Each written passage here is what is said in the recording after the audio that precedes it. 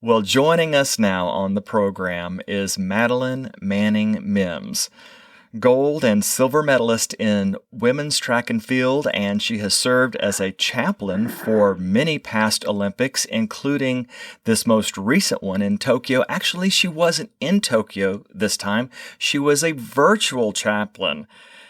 Madeline, there's nothing virtual about you. You're the real deal. Welcome back to the program.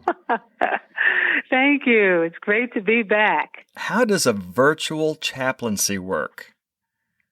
Well, you use your social media, and Okay. you can do Zoom, you can do podcasts.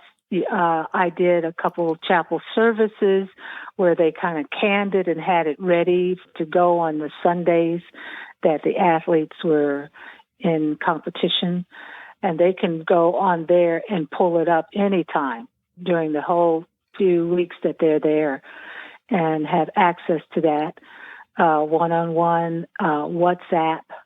There are ways to communicate, but this was kind of new to me because I'm not big on doing a lot of social media just because I'm older and I'm not really into a whole lot of that, but I had to get into a lot of it to communicate with the athletes and basically encourage them and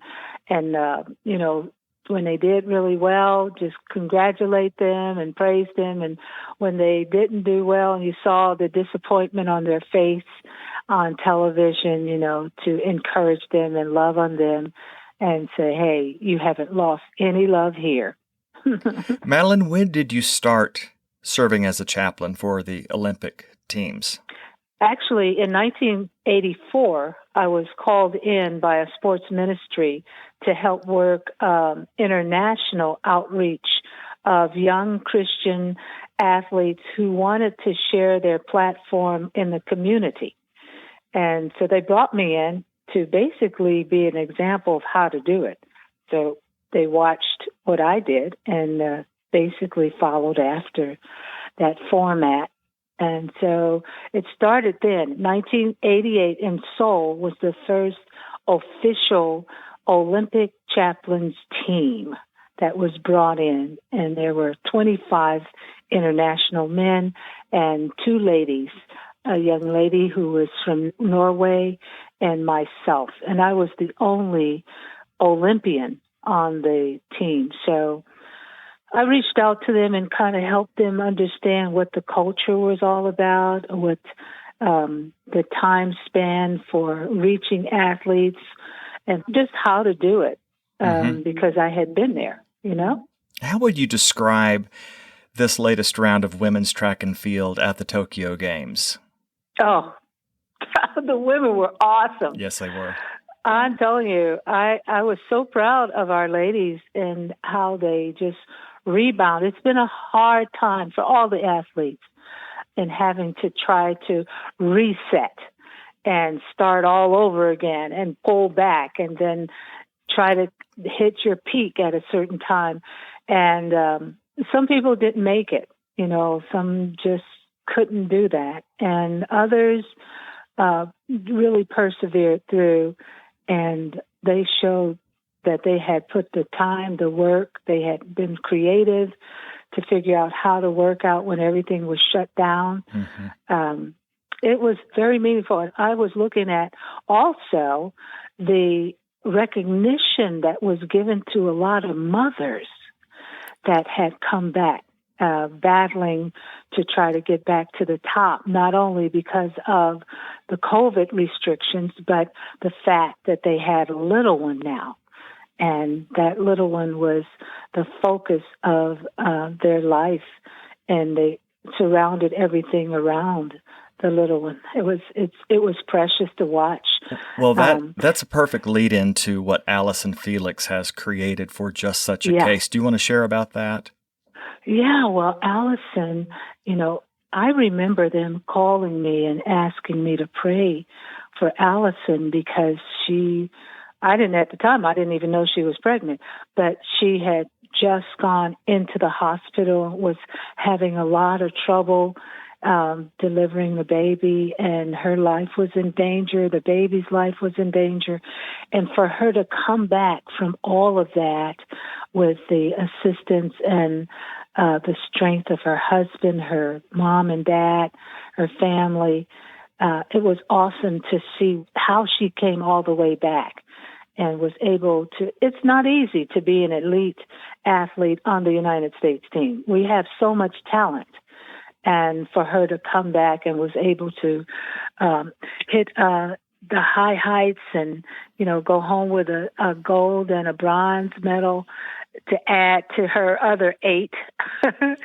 So she actually added, that's right, this was 11. Correct. The relay was her 11th gold medal.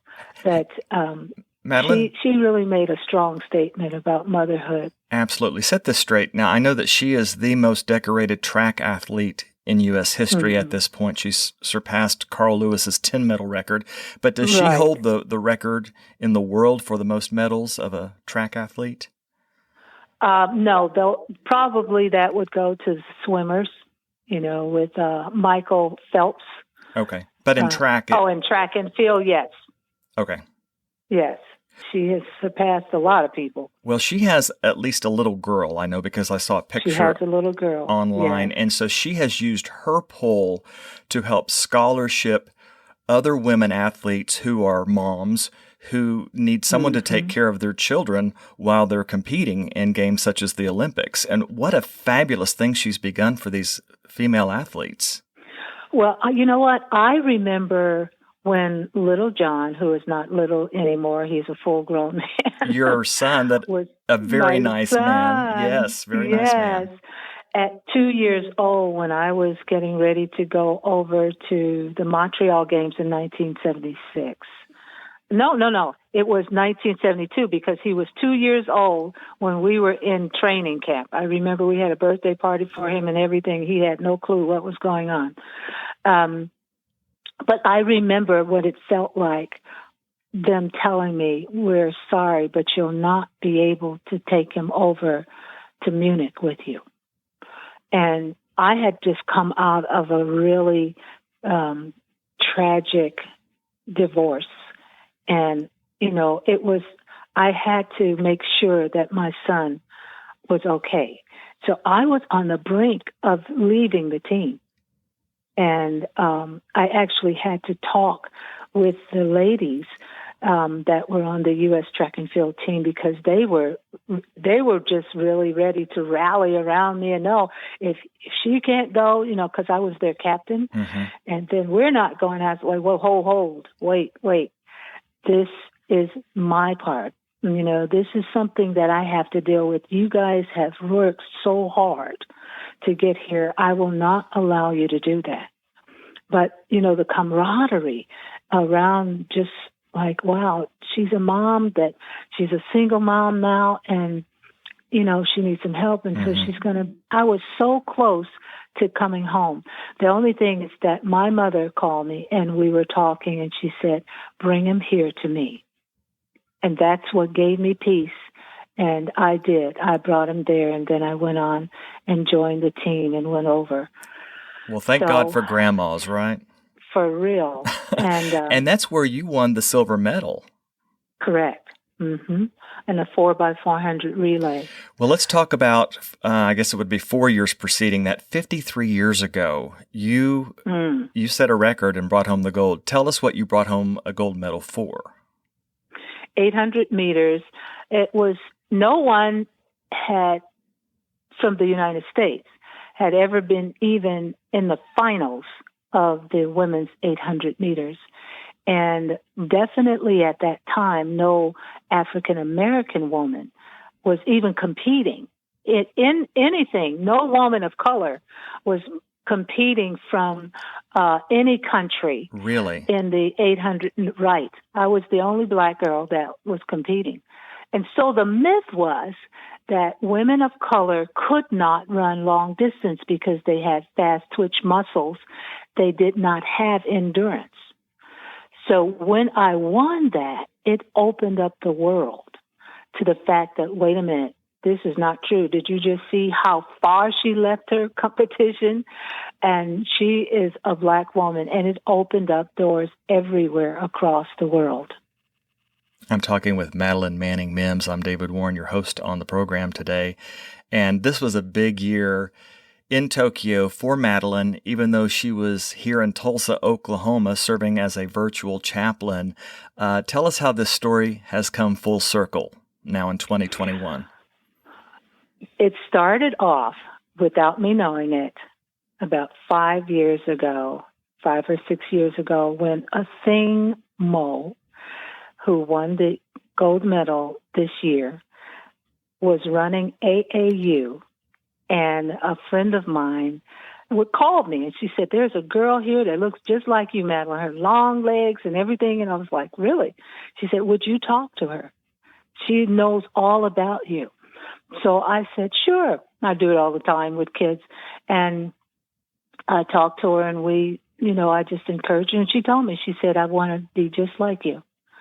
And I thought, you hear that a lot. And so I was like, okay, well, the work that you have to do, the cost that you have to pay, and you need to have Jesus as the head of your life. Good for you. And she's like, yes, ma'am. And I had forgotten all about it. I've been watching Athing run as a freshman at 18 years old in the NCAA indoors, and watched her run a 158 something in the indoors by herself. I mean, she had other competition there, but she just took out and left everybody. And I said, that girl is dangerous. She is dangerous. She has potential that she doesn't even know about. Then I watched her do outside NCAA. Then I watched her in the trials. When I saw her run a 156 in the trials and leave everybody, I said, she's going to win the gold. She is going to win the gold. She is prepped for this. And so sure enough, she comes into Tokyo as the top leading 800-meter runner in the world. Now check this out. The same way I came into Mexico. I was undefeated for 2 years before Mexico. She has been undefeated within the last year and going in 8. So she came in as the top seed. She wins her heat. She wins her semis easily. And I'm like, she is so comfortable. And sure enough, she won the gold medal. But this is the strange thing.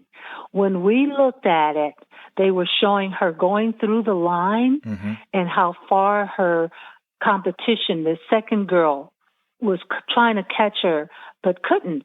It was the same amount of space that I had ran, because they showed her, then they showed me running through the line, and how far. It was spooky. I mean, I'm standing there watching her run my race, run the exact way I ran in 68. Wow. It was unbelievable.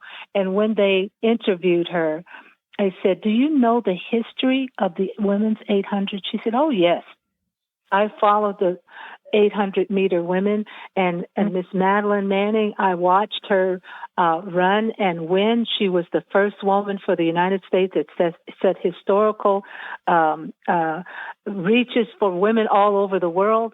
And I said, I want to be just like her. And so I came here in my mind with a goal set to win that gold medal, make the United States proud of me, make African American proud of me, and make Madeline Manning proud of me. It would be and so I couldn't cool do anything to just cry. Well, like the rest of us, it would be so cool if the two of you could travel together and speak as a team. Oh, I don't know about all of that, but I tell you one thing, I definitely want the world to see us meet, because there is a bonding that we have, and we've never personally met. But it's got to happen. And it's got to happen in front of the world so that they can be touched by the bond that happened 53 years. I have been waiting 53 years for someone in America to rise up and bring that gold medal back to the United States. Madeline, isn't God so good in that the year that you are required to stay home and be a virtual chaplain instead of going to the games as you have every 4 years, that your name would be spoken worldwide more times this round. How wonderful is God? How strange. So much attention. He works. And let me just interject this. Every about 30 minutes, there would be a Visa commercial that would come on television starring Madeline Manning Mims. How did that happen? That is still a mystery to me because I don't know how they got my name and how they found me for this specific outreach to the world. The theme was making it, and it really was a picture of my life story. When I made that, I was so into it because I was speaking from my own heart. But that's the main thing. I have never done a commercial in my life. And all of a sudden, for this to take place, in fact, after they had interviewed her and everything, the actual Visa commercial came on. And there I was doing the commercial. And so it's been a, I don't even know how to put the words behind this. This spin on my life is, I call it God's unveiling. All these years, I've been busy about my Father's business, but I haven't been out there in the forefront, like some celebrities are, okay?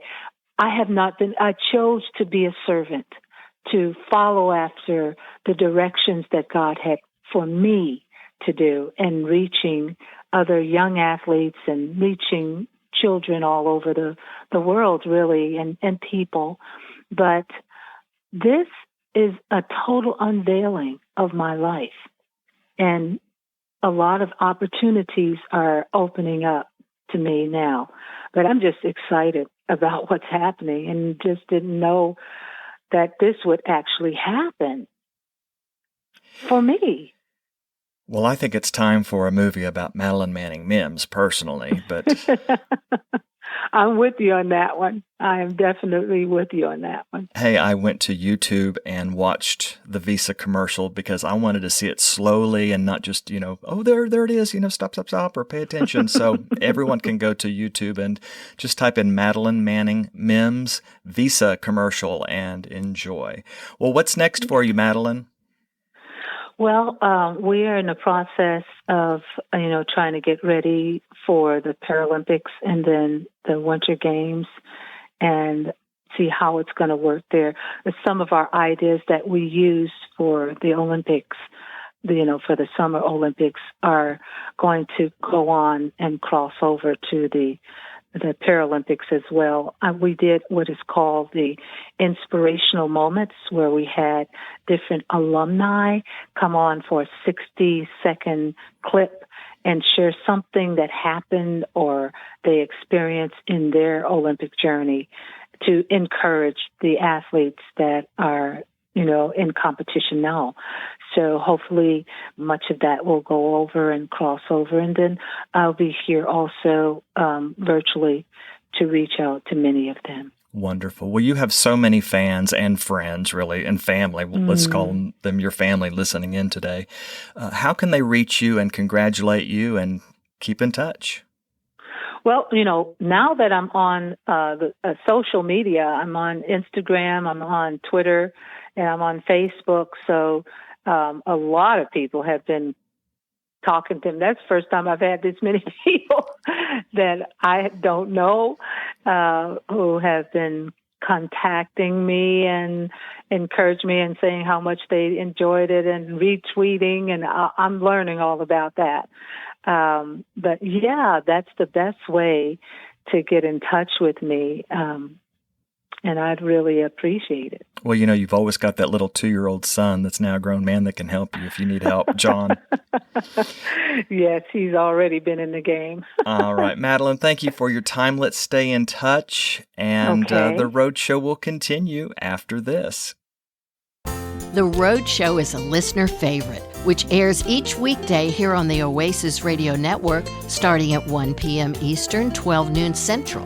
The Roadshow also has a great section on our website, oasisnetwork.org. There you'll find audio archives of select past interviews, plus guest lineup, and contact information and links to our Roadshow sponsors and its hosts. So join us for the Roadshow, whether on your radio or on your computer at oasisnetwork.org.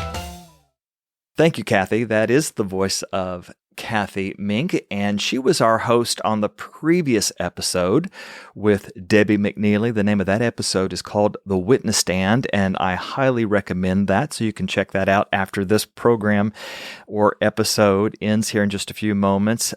Be sure to share your favorite episodes with your family and friends around the world, and you can even share a link to this podcast.